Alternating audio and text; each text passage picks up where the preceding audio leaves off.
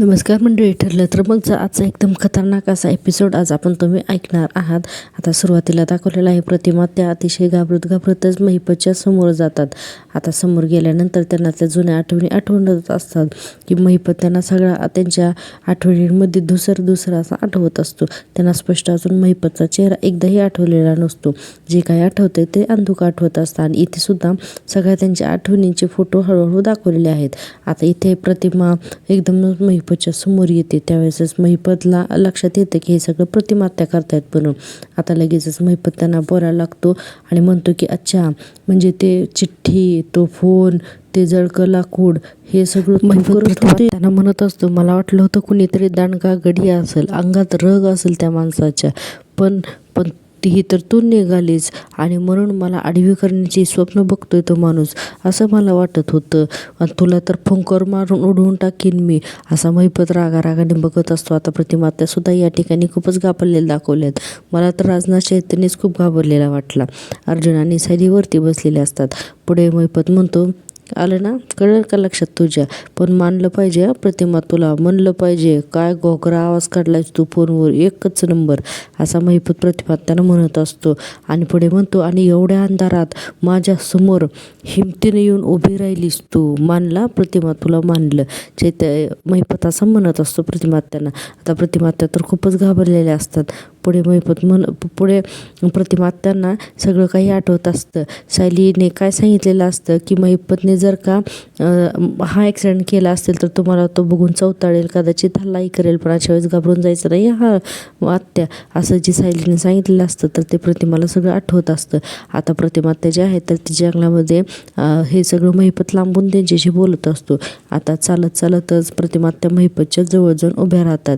कारण प्रतिमात्यांना सायलीने दिलेला धीर आठवत असतो आणि त्या म्हणत असतात महिपतला, तुला तुझ्या कर्माची शिक्षा द्यायची, असं म्हणत त्या पुढे येऊन उभारतात. पुढे म्हणतात की जर तुला तुझ्या कर्माची शिक्षा द्यायची तर मला ही हिंमत दाखवावीच लागेल. आता अर्जुनला वरून तर थोडीशी भीती वाटत असते की प्रतिमात्या खूपच जवळ जातात की काय म्हणून. तर पुढे महिपत म्हणतो, कर्म आणि माझं कसलं कर्म प्रतिमा, तू तर मी काहीतरी गुन्हा केल्यासारखंच बोलायला लागली, असं महिपत म्हणतो. महिपत पुढे म्हणतो, मी तर काहीच केलेलं नाही आहे. त्यावर प्रतिमात्या म्हणतात, स्मृती तर माझी गेली आणि तुला काहीच आठवत नाही आहे. आणि जंगलाकडे पाहत म्हणतात, ही जागासुद्धा तुला आठवत नाही आहे. आता महिपतसुद्धा तिकडे बघतो आणि म्हणतो, काय आठवायचं आहे. प्रतिमात्या म्हणत असतात, ही जागासुद्धा तुला आठवत नाही का. त्याच वेळेस सायलीला सुद्धा तिचा भूतकाळ आठवून तिलाही त्रास होत असतो. सायली जरी वरती बसलेली असली तरीही ती अचानक असं दाखवलं आपल्याला की सायलीला सुद्धा तिचा भूतकाळ आठवतोय म्हणून. आता महिपत इकडे जंगलात आजूबाजूला बघतो आणि महिपत म्हणतो, काय आठवण्यासारखं या जागेमध्ये, ढेगभर झाडं आणि रस्ता, एवढंच तर आहे इथं काय आठवण्यासारखं आहे, असा महिपत म्हणत असतो. त्यावरती प्रतिमात्यांना अचानक त्यांचा भूतकाळ आणखीन एकदा आठवायला लागतो. आज ना जुन्या आठवणीचेच फोटो खूप दाखवलेले आहेत. त्यावरती प्रतिमात्या अचानक ओरडतात आणि म्हणतात, नाही, साधी जागा नाही आहे ही. 22 वर्षांपूर्वी याच झाडीमध्ये तू माझ्यावरती हल्ला केलेला होतास. आता हे वाक्य ऐकल्यानंतर अचानकच अर्जुन आणि सायली, चैतन्य तिघेही एकदमच शॉक होतात की अरे, म्हणजे प्रतिमात्यांना हे वाक्य आठवलं की ठामपणे त्या म्हणालेल्या आहेत की आता महिपतला की 22 वर्षापूर्वी याच झाडीमध्ये तू माझ्यावर हल्ला केला आहे म्हणून.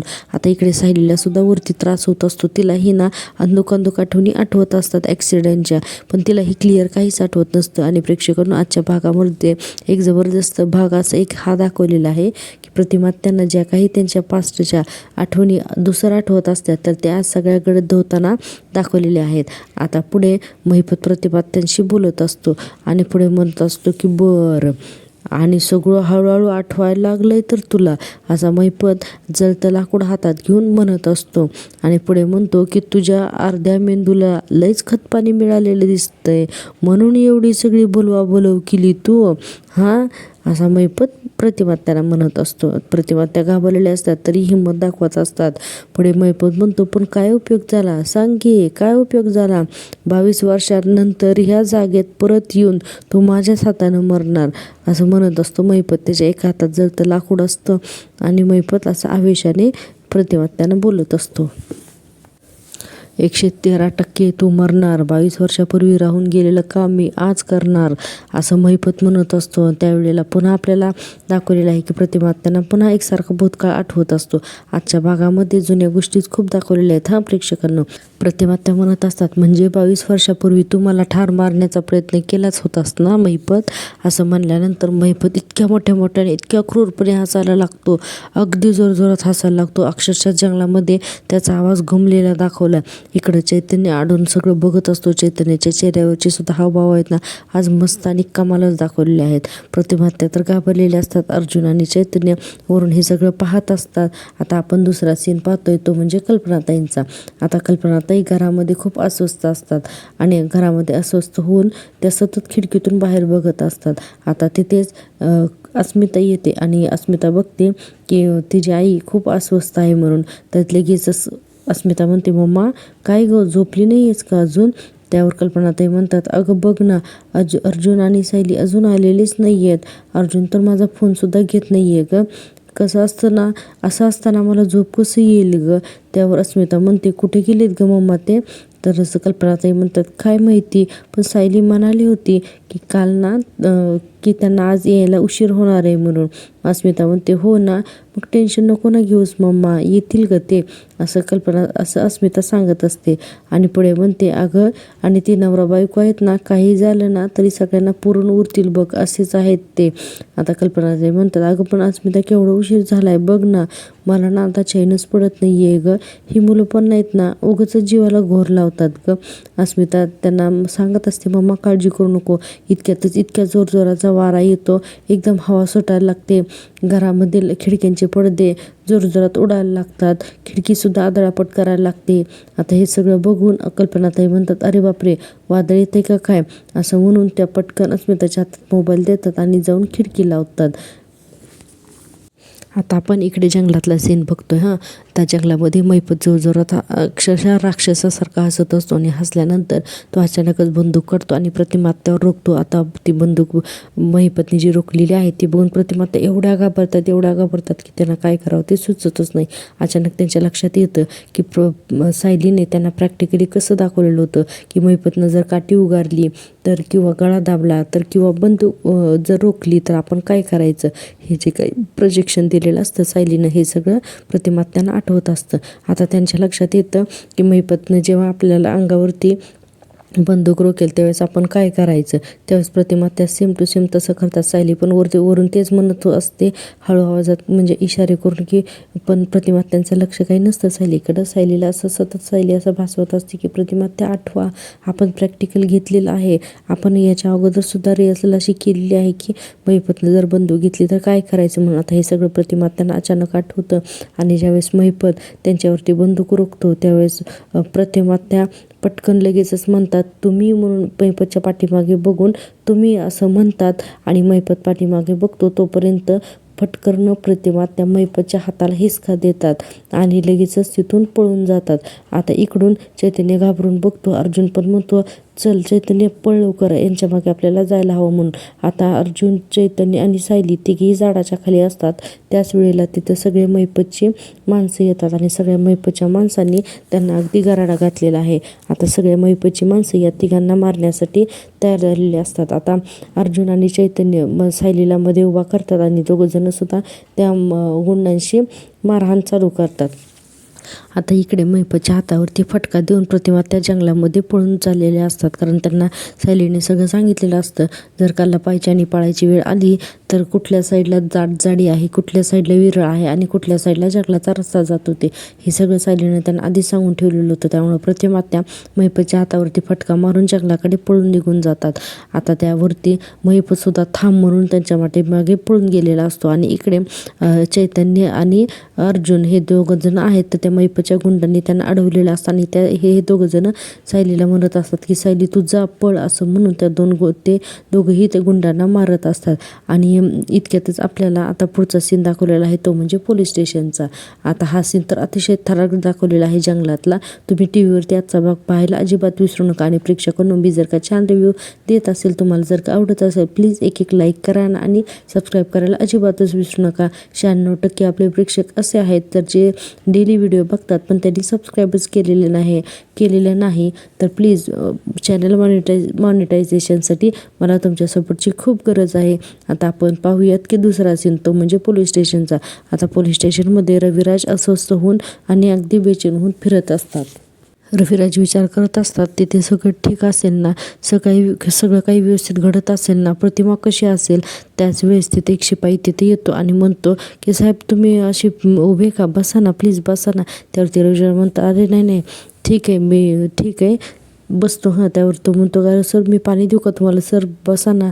तो म्हणतो हो बसतो. रविराज म्हणतात की अरे त्या आमच्या ॲक्सिडेंटच्या फाईल काढून ठेवलेल्या आहेत का सावंत साहेबांनी, तर त्या देशील का. तर तो पोलीस म्हणतो की हो कालच सावंत साहेबांनी काढून ठेवलेलं आहेत, मी तुम्हाला आणून देतो. हां, आता असं म्हणल्यानंतर तो जो शिपाई असतो तर तो फाईल आणण्यासाठी जातो. लगेचच फाईल पण घेऊन येतो. हे घ्या बसा सर, बसून बघा म्हणतो. आता हे सगळं रविराज जे आहेत तर ते तिथे बसून फाईल चेक करायला लागलेले असतात की त्यांच्या ॲक्सिडेंटच्या 22 वर्षापूर्वीच्या सगळ्या फाईल. आता इथे त्यांना काही क्लू सापडतो का, आता हे बघण्यासारखं आहे. आता इकडे जे सुभेदारांच्या घरामध्ये कल्पनाताई जे आहेत तर ते अतिशय अस्वस्थ झालेले असतात की अचानक वारा सुटलेला असतो म्हणून त्यांना भीती वाटत असते की काही अघटित तर नाही ना घडणार म्हणून. आता कल्पनाताई देवाईच्या समोर येतात आणि तिथे हात जोडून उभारलेले असतात आणि सतत म्हणत असतात की माझ्या लेकरांवरती लक्ष ठेव, मला असं का वाटते की काहीतरी विपरीत घडणार आहे म्हणून. आता अस्मिता सुद्धा तिथे येते. आता कल्पनाताई देवीसमोर हात जोडून म्हणत असतात की देवी आई मला अस्वस्थ का वाटतंय ग, असं का वाटतंय की काहीतरी अघटित घडणार आहे, काहीतरी वाईट घडणार आहे, असे संकेत का वाटत आहेत मला, असं कल्पनाताई घाबरून देवीसमोर हात जोडून म्हणत असतात. आणि पुढे म्हणतात की माझ्या मुलांना सुरक्षित ठेव, त्यांना सुरक्षित ठेव, या घरावरती आता कोणतंही संकट येऊ देऊ नकोत. अस्मिता म्हणते मम्मा अगं किती काळजी करणार आहेस ग, चल बस बघू. तोपर्यंत अस्मिता म्हणते नाही हे दोघंजण जोपर्यंत घरी सुखरूप परत येत ना तोपर्यंत माझ्या जीवात जीव काही येणार नाहीये, असं कल्पनाताई सांगत असतात. आणि आपल्याला इकडे देवीचा दिवा जो आहे तर तो फडफडताना दाखवलेला आहे. आणि अस्मिता आणि कल्पनाताई दोघीजणी अचानक घाबरलेल्या असतात की देवीचा दिवा अचानक का फडफडतोय म्हणून. आणि हा सुद्धा सीन अतिशय छान दाखवलेला आहे.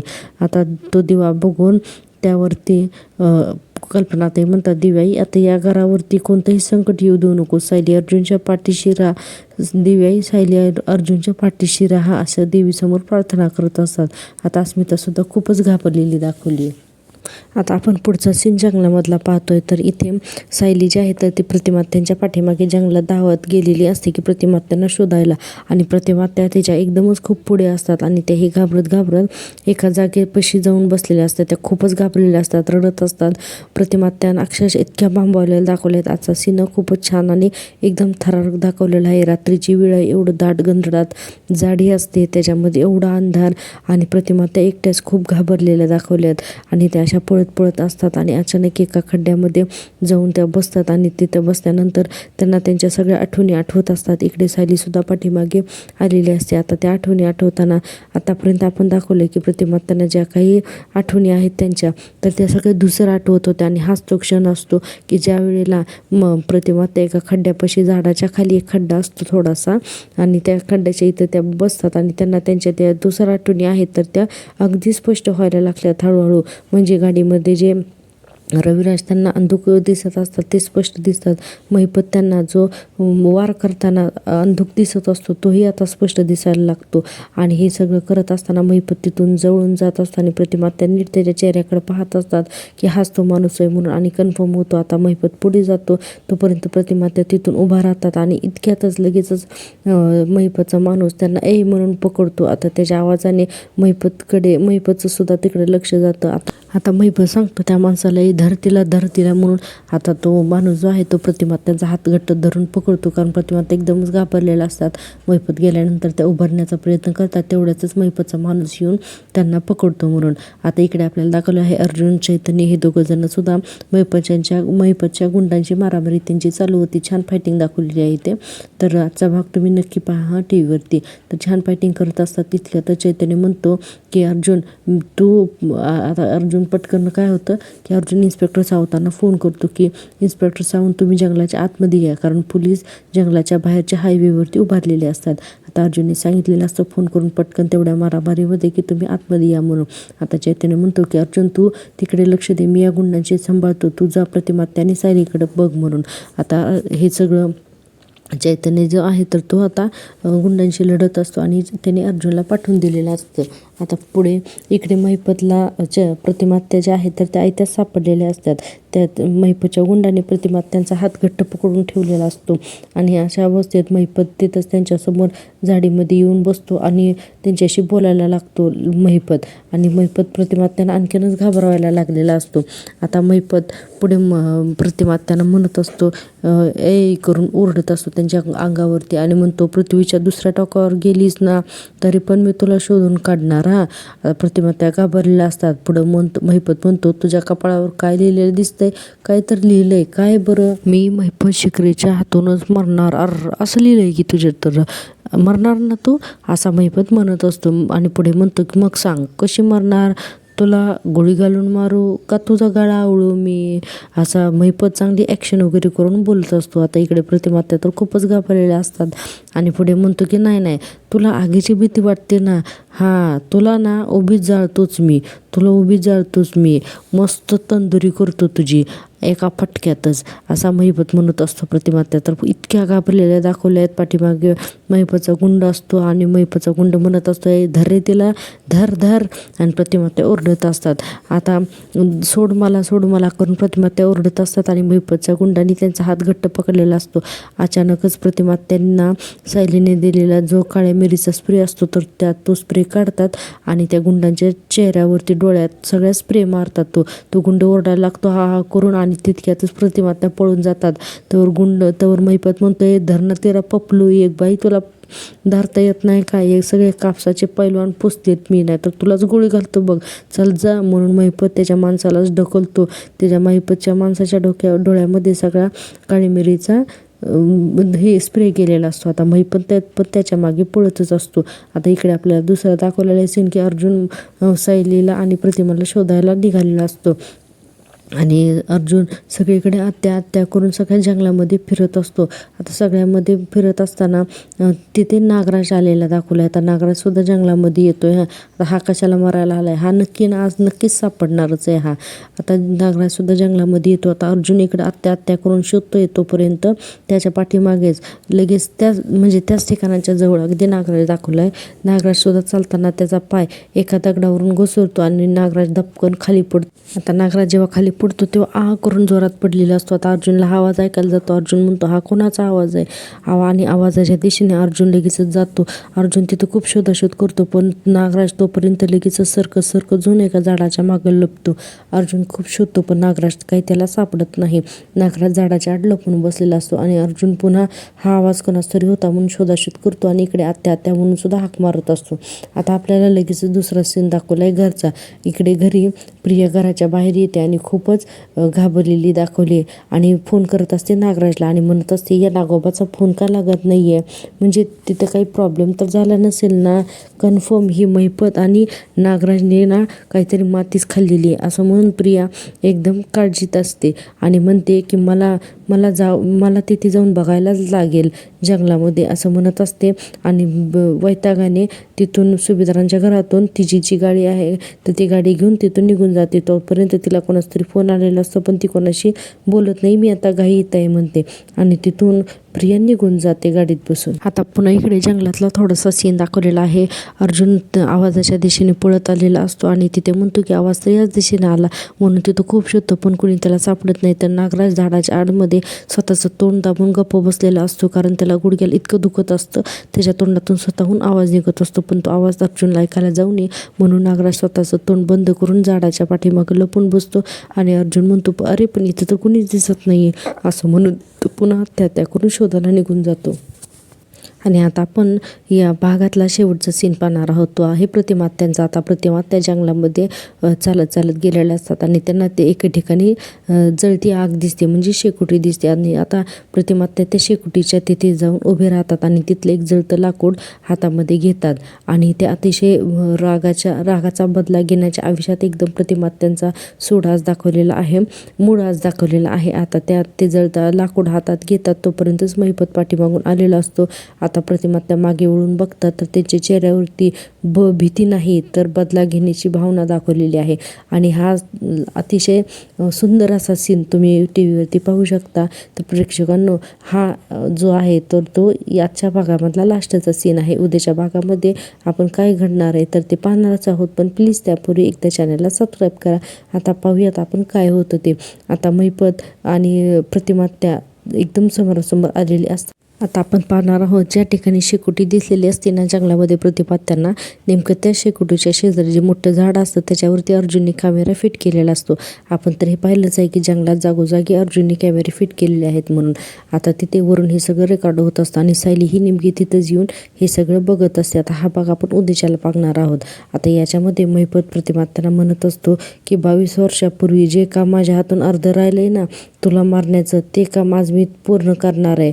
22 वर्षानंतर का होईना तो मरणार माझ्याच हातून. तो अपघात बीज घडून आणला होता. आणि पुढे प्रतिमात्या म्हणतात म्हणजे तो अपघात सैताना, असं म्हणून प्रतिमात्या त्याच्यावरती वार करणार असतात. इतक्यातच सायलीसुद्धा तिथे येते आणि महिपत आता बंदूक रोखणार आहे प्रतिमात्यांवरती. आणि हा थरार आपण आता उद्या पाहणार आहोत. तर पाहूया उद्या काय भाग होतं ते. भेटूया उद्याच्या भागात. तोपर्यंत बाय.